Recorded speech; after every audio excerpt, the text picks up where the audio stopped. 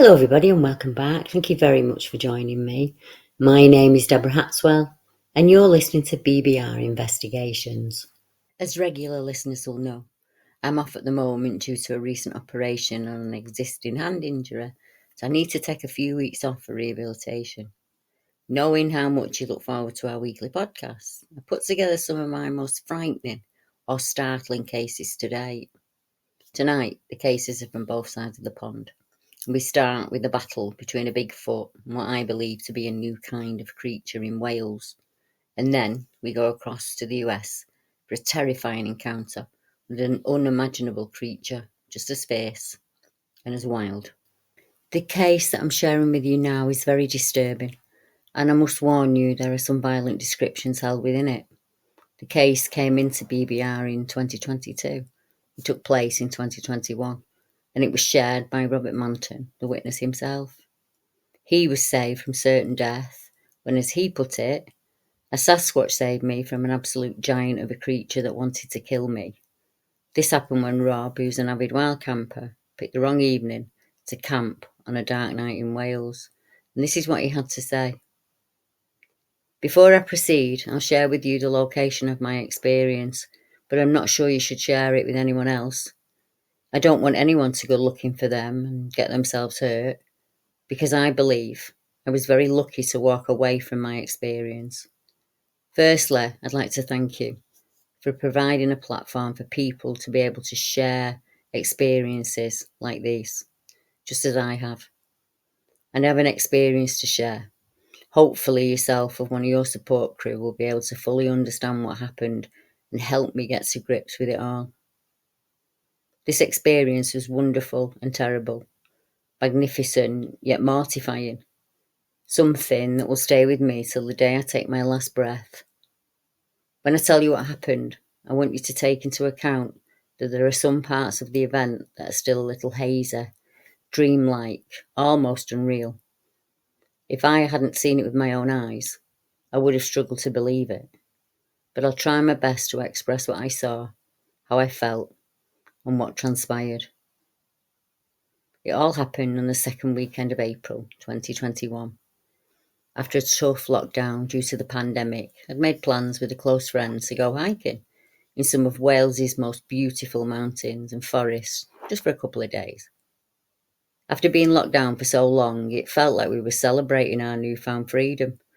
Anyway, the day we were due to set off, my friend cancelled on me because he felt unwell and he was worried about the virus. I still didn't want to miss out on all that freedom, so I decided I'd still go on my own. But I thought I'd only stay over for one night. I figured there would be plenty of other people out there, as there are some good biking trails and hiking routes. So with everything packed in my rucksack, I was on my way. It turns out that it isn't as touristy as I thought. I was kind of happy about that, if I'm honest. Late that day upon my arrival, I checked out the visitor centre. I made sure I had a trail map and such. With one final check through the rucksack, I decided I had everything I needed and I set off. A big smile going from ear to ear. I was really happy. The day passed by leisurely. The scenery was breathtaking. I saw waterfalls and wildflowers, and sweet yet musky smell was filled the air, and it was fantastic. My senses were alive and popping. I felt great. When I think about things now, I'm sure I brought about what happened on myself. In all honesty, I really didn't want to stay at a campsite, so I was being a little naughty when I decided to set up camp deep in the forest along the hillside. At the time, it seemed like a great idea. Would I do it again with what I know? No. But at the time, I had no idea what was to come. I remember at that moment, I was just really happy to be where I was. I started to search for a clearing so I could set up my tent. Somewhere suitable to light a small controlled fire to warm some food, make some cocoa. Everything was going perfectly. I even revisited a childhood treat of marshmallows, roasted on a stick on the fire. I spent most of the evening reminiscent of the past, thinking back on times in my life, recalling my childhood's greatest moments, remembering my first love, my first job. It was a nice evening remembering. I was really happy, more so than I'd been for quite a while if I'm truthful. Through the evening, I could hear noises around me, cracking of twigs, rustling. There was quite a bit of noise, really. I just thought it was down to the rabbit, the deer, or some other woodland creature. I sat up from next to the fire and I started to sip some water over it to put it out before I went to sleep. Safety first, as always. As I started to pour the water on the fire, I had a strange sensation wash over me, a warning feeling that I shouldn't be putting that fire out, that it was such a pretty thing. As the fire went out, for no reason I could think of, I became filled with sorrow and sadness. I couldn't understand this at all. Why was I feeling like this? Then, out of nowhere, I suddenly became very calm, like a reassuring thought had been placed in my mind. Be still, be calm, you're safe. That rolled around my mind continuously. But somehow I knew these thoughts were not mine. They were not my thoughts. I wanted to run. Something wasn't right with this situation, but I couldn't move. I was rooted to the spot. I'm really starting to panic now, as suddenly these thoughts have become questions. Why did you put the pretty fire out? Why are you here? And these questions rolled around in my mind, invading me from many angles. What came next made me near enough mess myself. Whatever this voice was coming from, it said, but not with words, "You're okay, little one. You're safe. We'll watch over you. We'll keep you safe. We can see your soul, so we'll protect you from the bad one. You're safe." Strangely enough, I began to feel calm again. I felt safe. I started to think I was having a mental episode of some kind. Little one, be still. The bad one watches you, but we'll keep you safe. Those words rolled around and round in my head. I started to feel scared again now. The warm feelings had gone. I suddenly started to frantically pack up my gear and my belongings, and I'm telling myself, I'm out of here. And suddenly, from nowhere, I start to feel weak. My head's spinning. I keep falling to my knees. I remember holding my head, feeling a pressure I would have sworn was going to make my head explode. I felt sick. Something wasn't right with all of this. Something wasn't right with me now. Out of nowhere, this low, deep, vibrating rumble came from my 6 o'clock position. The grumbling sound was growing stronger and louder with every second. This sound was crippling me somehow. I had no strength. I thought I was going to die then and there. And somehow, over the top of the rumbling and vibrating sound, I could just make out, "Run, little one, please run. Please go, go, go. Run, run, run." It was impossible to follow these requests. I couldn't move any part of my body. I was completely frozen. I tried to stand up. I got halfway up when, boom, I was knocked completely off my feet again. I was sent sprawling, God knows how far. But if I had to guess, I'd say I was shoved at least 10 feet away from where I'd been. I looked up and I saw something that is impossible. Standing there, not far from me, are 2 Sasquatch creatures. That was bad, but what was worse was that they were standing between myself and this absolute giant of a creature.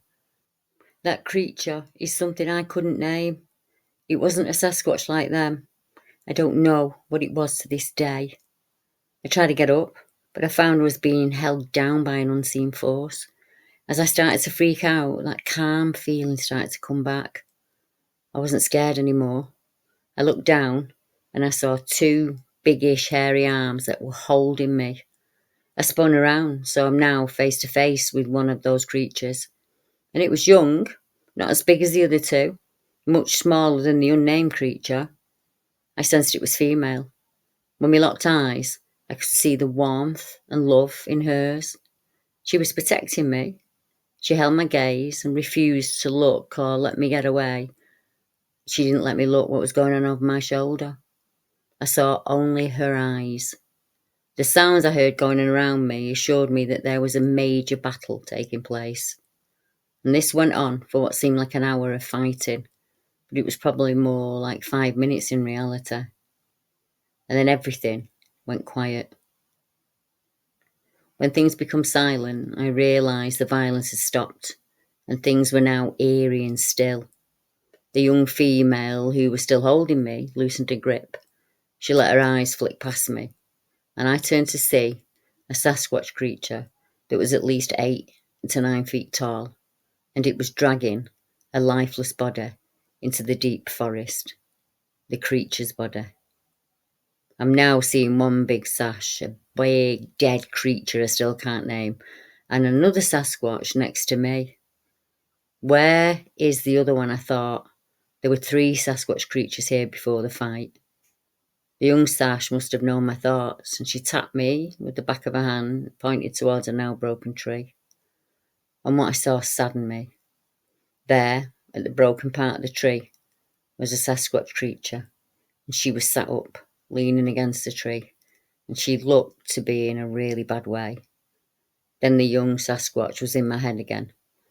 "Follow me, little one," she beckoned in my mind. I went to grab my backpack and belongings, but she grabbed my arm in such a way that words and projected thoughts were not needed. "Come now, go, please, it's not safe. I'll show you out. I'll show you out." I was literally being dragged away. She led me to a biking trail and pushed me out onto it. She pointed in the direction that I must go.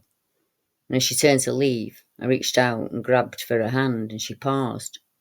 She let me take her hand, and she said to me in my mind, "My mother is dying. The others will blame you. Please go. Now."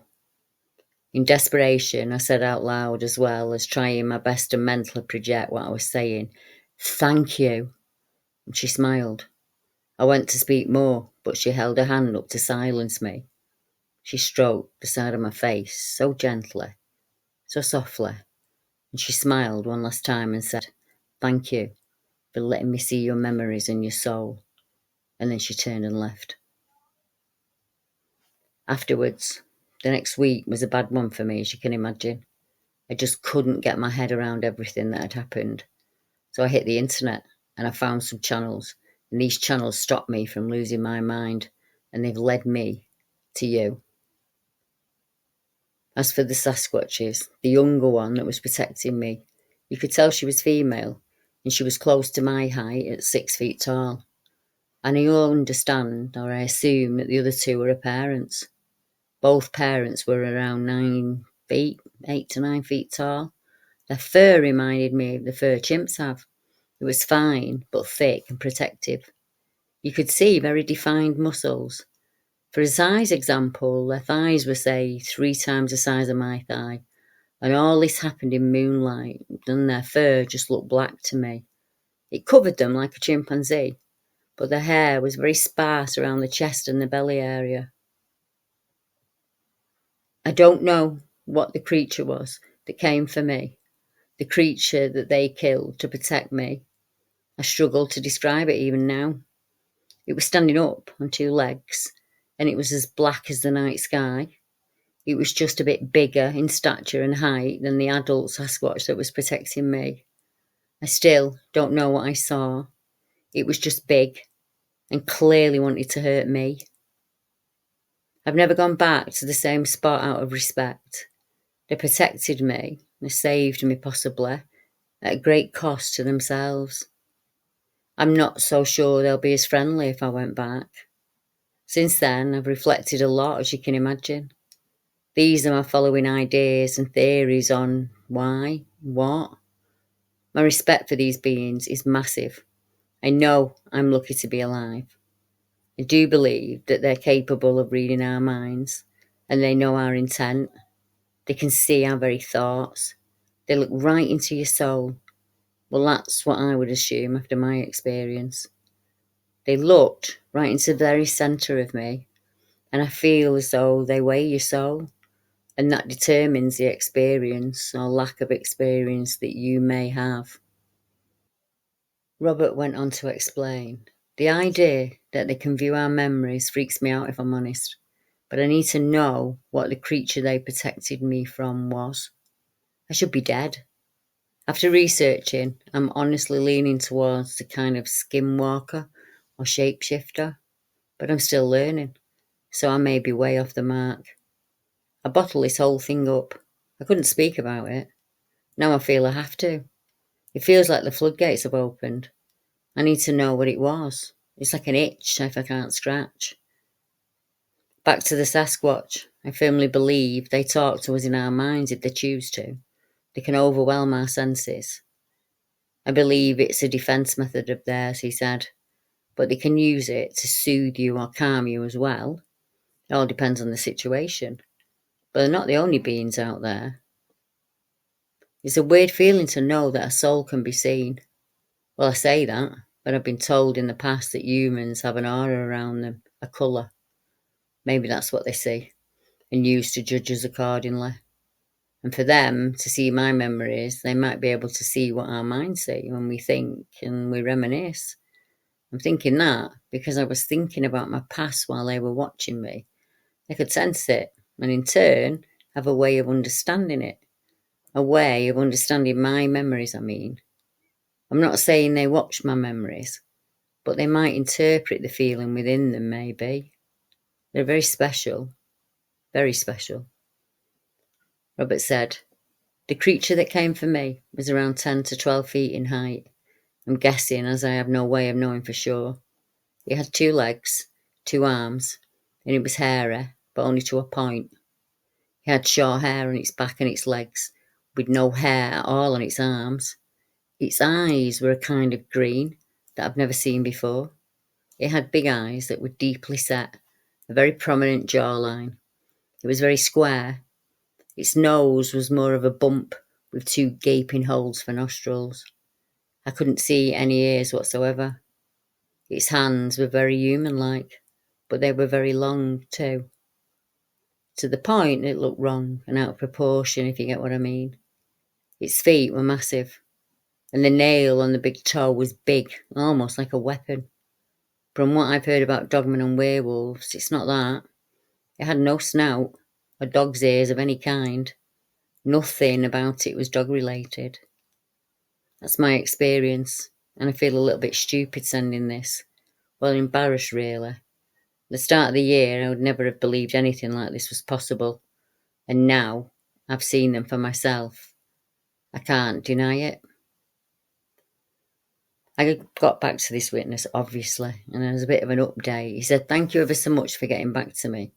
Just having someone that believes me and confirms I'm not going mad means so much.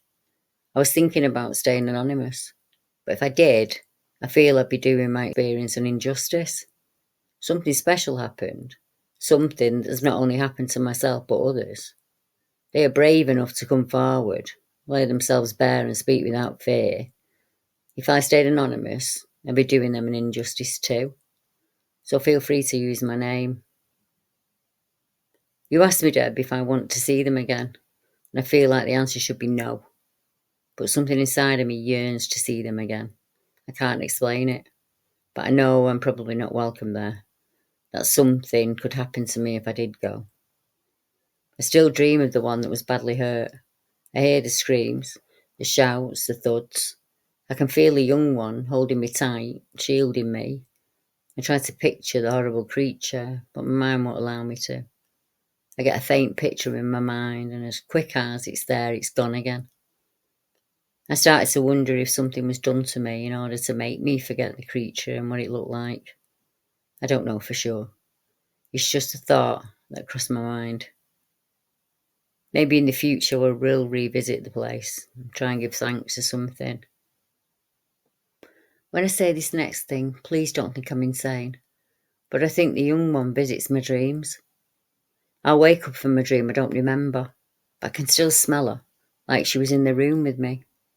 Obviously, there's no one in the room with me, but the sensation feels so real. There's so much more to say, to unravel, to understand. I'd be very grateful for help in getting it out of my head, to make sense of it all. Did I do something wrong? Am I to blame for what happened? So many questions fly around my mind. I'm sure you understand that. The whole thing has made me question the world we live in. Like you say, If we share this, someone else might come forward. They might have had similar experiences, and fingers crossed around the same location as mine. Since I've been researching, I heard about an experience, location excluded, but it was experienced by a physicist. Some of the things he described were very similar, but his experience was a good one. I wonder if it's the same location. I think when I found you, I thought you had this magic wand of truth and knowledge, and all the answers to the questions I have. That wasn't fair of me. I'm sorry. I wonder if there are any groups you could point me in the direction of, as I'd love to be able to speak with others who were blessed or burdened with an encounter. I feel I'm becoming a little obsessive, if I'm honest, in my search to find answers, to the point I'm actually thinking of going back. Not because I want proof or validation. I can't describe it. It's like something calling from the back of my mind. So I think I'm going to go back at some point, for certain. I did recently get in touch with Robert to see how he was going and if there'd been any updates. And of course, if I hear back from him, I'll let you know straight away. It must have been awful for him to be in that situation. And how must he feel now, when the urge to itchy feet, as I call it, come to wander the woods? That's always going to be in the back of his mind. He's always going to be thinking about that encounter. It's a really hard line to walk. But he has to. He has no choice in it, like me and the others. You don't ask to see what you see, but you see it. For all, this is a short report. The encounter contained within it is one of the most horrifying reports that I've ever come across. I don't know how the family navigated this nightmare, but I hope they found a way of coming to terms with what can only be described as a murder by a canine creature. And it's titled, "A Dogman Killed My Grandfather." In 1977, in a rural farming community in the US state of West Virginia, a witness, who was just a boy at the time this happened, shared a startling encounter. He explained when he was young, his grandfather often spoke about large, strange animals that could be seen roaming about the property. This happened so often, the old man took to constantly keeping a gun with him at all times. The grandfather also told the boy to always lock his window at night and to be careful when walking outside if it was dark. One evening the boy heard a noise outside his window as his grandfather fell asleep in the living room with his gun on his lap. The boy said he could hear a low growling that was coming from outside the window, but he couldn't see anything. He looked, he saw nothing at the window. He then went to get some candy from a bowl in the living room, and that's when he observed a clawed hand coming in through the window. The hand had a palm facing down as it was going to push the window up. The witness clearly saw 3 fingers on that hand. The middle finger was the longest. Years later, he claimed the fingers reminded him of the claws of the creature in Krampus, specifically the scene where he pointed his finger in the woman's face. On seeing this, he understandably screamed in fright, which woke up the grandfather. Strangely, the creature also screamed. The grandfather went into fight mode and proceeded to hit the creature's fingers with his gun. The witness grabbed a knife from nearby and also stabbed at his fingers, which continued to try and get in through the window. At that moment, the grandmother rushed into the room and turned on the outside light, which lit up the yard. The witness could see the creature clearly standing in the window. He even looked into its eyes. He could see the creature clearly standing there. As that light went on, the creature took off. He was running just as the grandfather raised his gun to shoot at it. And according to the boy, the creature appeared to be angry and was growling as it ran. The witness acknowledged that he wet himself during the exchange. And at some point, the grandmother stated that the creature had returned. "It's back," she said, which surprised the witness. He asked to know about this comment, and they proceeded to tell him that the creature had been seen around the property 3 years earlier, but it had left. They assumed it had been killed. It had only started appearing again about 2 weeks earlier. This upset the witness, as he'd been playing on the property and he felt he should have been alerted to it. The grandparents told him that in 1974, the grandfather was in a deer stand, bow hunting, when a large creature attempted to climb the tree and entered the stand through the door. The grandfather shot at it and stabbed at it, and it was never ending. Eventually, after this to-ing and fro-ing, the creature attempted to poke its nose and its face through the opening in the stand, and that's when the grandfather stabbed it in the nose. He managed to get a claw through, and he slashed the leg of the grandfather. The creature fled after that. The scar was visible on the nose of the creature standing at the window. As well, the grandfather also had a scar on his leg. The grandfather claimed he waited in the stand for 3 hours before feeling safe enough to climb down and leave. They'd never heard of a dogman at the time, so they just referred to it as the werewolf. The boy was horrified by everything that had been shared with him, and he struggled to overcome this event and put it behind him. He hoped the creature would vanish again, but far worse was yet to come. Over the coming weeks, there would be dead farm animals found scattered on the property, apparently having been mauled by something very large. One day, when the grandfather failed to show up to pick the boy up from school, he walked home to find the old man dead in his truck, mauled in a similar fashion as the farm animals. The police investigated and came to the conclusion that the man had died from an attack by an unknown animal. That report is absolutely horrifying, but it does bring others to mind, and the ongoing increasing activity of animals that are appearing right up to people's homes or trying to enter into them.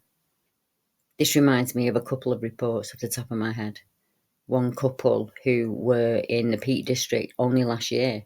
A girl and her mum were at home when something with a long bony arm started to reach up to come in the window, and a family that stayed at Bernavart when they saw a creature watching them from outside. I want to share with you a report that I often find myself thinking of when a report of a creature comes in from a wild camper. I know the witness through the pitch-up community, and for a very long time, he did not know about me, my experience, or the experiences I share with you guys. On a camping trip in Clitheroe, he let slip that his last time out alone had not gone well, and he'd camped in groups ever since. I explained I'd not only believe him if he shared what happened, but also I could let him know just how many other people had shared a similar story with me. It took him a while, but eventually he rang and we had a long chat.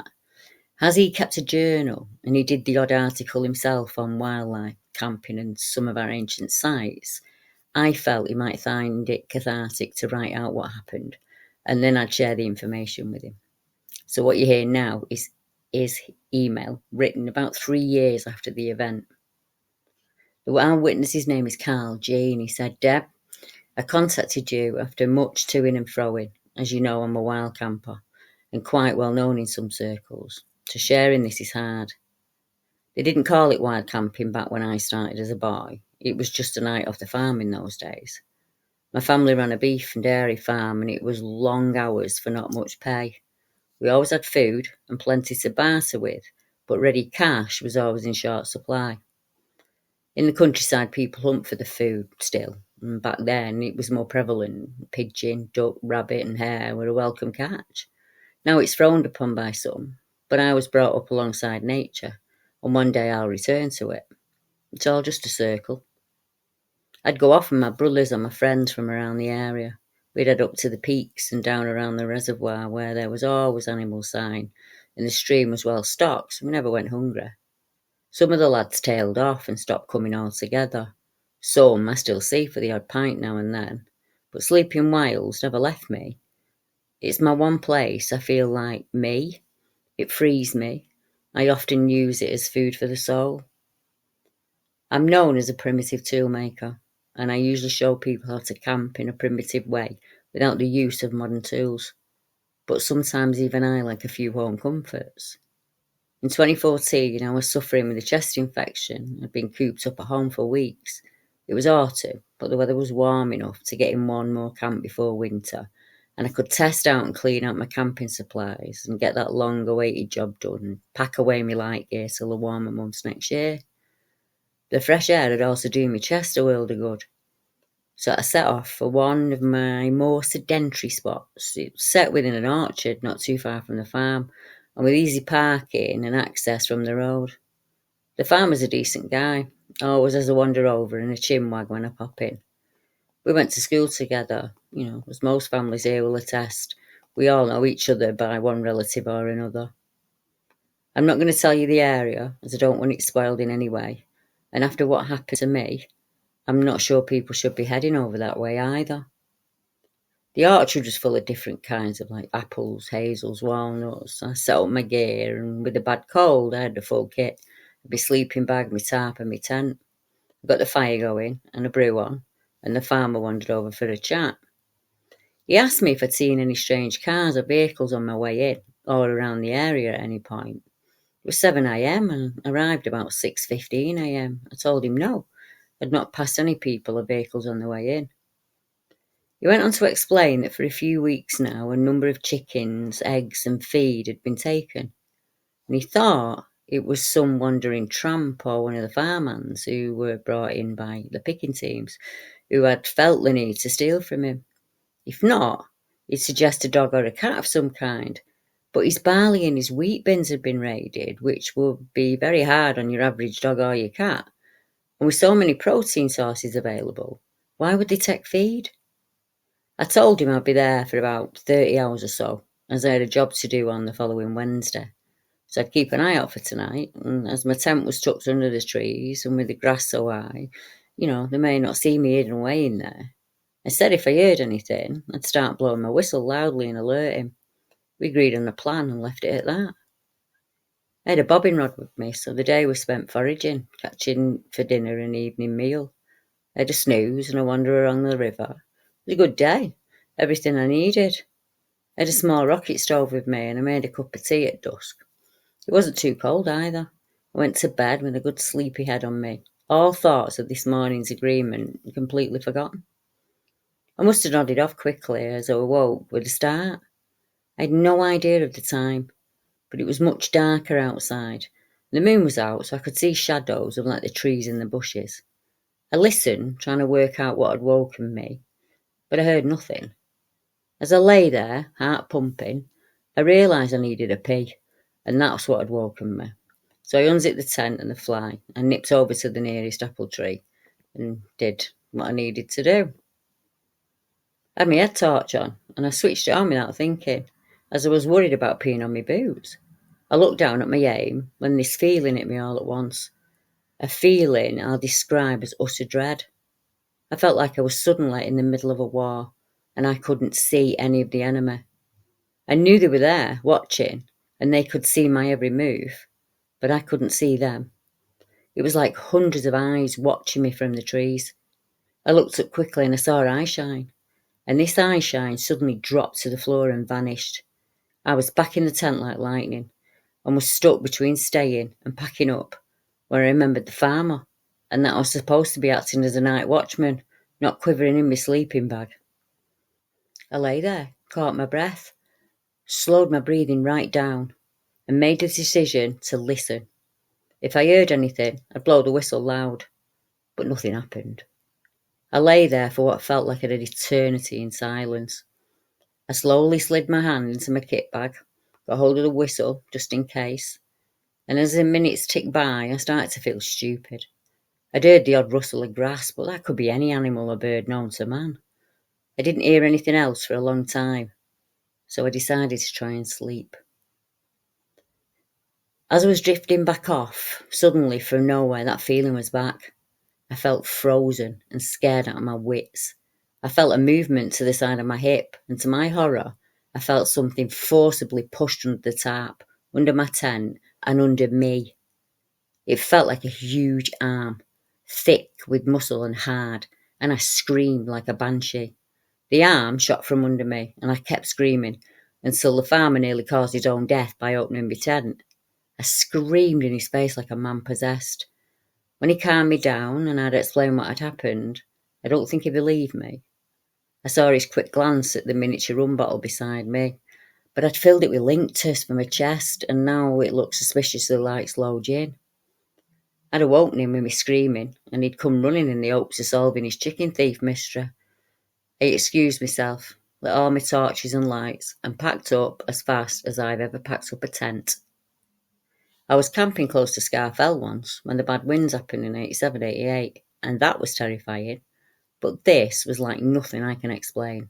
How on earth can an arm that thick and full of muscle not only pick me up like I weighed nothing, but also get right up to me without me hearing a thing? I am so glad I have never been in Carl's position. I spent some beautiful nights in the tent under the moon. There is nothing, and no other way, better to unwind than to fall asleep to the sound of rain or a trickling brook, horses neighing, or the wind as she moves through the land.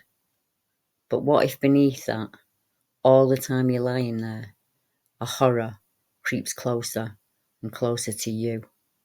What would you do? As you know, I've wild camped often, and I love to be outdoors in nature.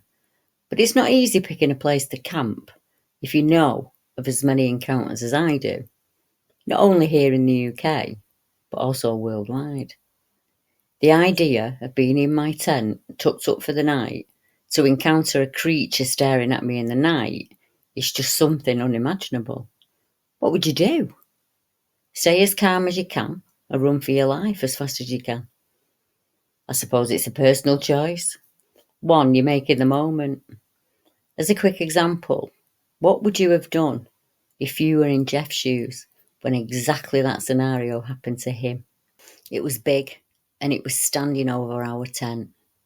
Jeff Smith from Arizona said, 2 friends and I had travelled to the Huachuca Mountains of Cochise County for some hiking and camping. We were limited on where we could go that year due to the extensive wildfires.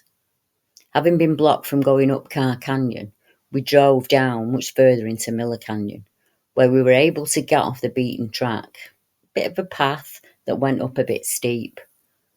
The 3 of us slept in a small domed tent that we pitched about 20 yards off the dirt road. We did not see another car up on the road where we were that night. I awoke in the middle of the night to my friend sitting up in his sleeping bag yelling. The ceiling of our tent was mesh, and you could look through it and see the sky. And when his yelling awoke me, I asked him what was going on, and he told me that he just saw a Bigfoot. I kind of smiled, but I could see the fear on his face, and he went on to say, "Dude, I saw it. I know what I saw, and I still remember it. I wasn't dreaming. It was just as vivid as when it happened. I looked up through the tent, and I saw its face looking at me. The moon was bright, and behind where it was standing, you could see it illuminated. It made it hard to distinguish facial features, though. I could see a perfect silhouette. Its head was pretty long, and it didn't really have a neck. Its head seemed to just merge with its shoulders. It was big, at least 8 feet, and it was standing over the tent like it was leaning forward and looking through the moon roof netting. I could see what looked like the whites of its eyes. We stared at each other for at least 30 seconds before it was gone." Jeff said, "When the Sasquatch moved away, my friend yelled in fright. We did not attempt to leave the tent or go in pursuit of it. I have 100% trust in my friend. We joke around quite often, but I can attest that he is not joking about this. I believe his account to be authentic." Jeff went on to say, "I myself have been hiking in the Wasatch Mountain of Utah and had the distinct impression, almost tangible, that I was being observed. The feeling caused me to stop and look around, but I saw nothing. That feeling persisted, so I started to sing while I walked. I've been alone in the woods before, but this feeling was unique. I was bushwhacking through an aspen grove at the time, in an area which I am now aware has been something of a hotspot for sightings of Bigfoot. I've since learned that this feeling of being watched is a common phenomenon that often precedes sightings. If I'd known this then, I would have been more vigilant." Jeff. And what would you have done in Jeff's position? I don't know what I would have done. I can be honest. It reminds me of a case here in the UK of the Wardstone werewolf that happened not too long ago on the night of a meteor shower when he was camping in the forest of Bowland up against a rock with no tent. and as the fire was lit, he heard the noise of sheep being worried below, and soon he saw something watching him from the outside of the fire that would take on the position of what he called a commando or a soldier. It would literally belly crawl to its next position where it would sit hunched, and it did that almost till daylight, and he too had to choose whether to run for his life or to sit and wait it out, and he waited it out. I wonder how many more cases like that there are out there. I have some more, and if you're interested in them, just check out my channels in the links below. It'll take you some places with exclusive content. So till next time, good night everyone.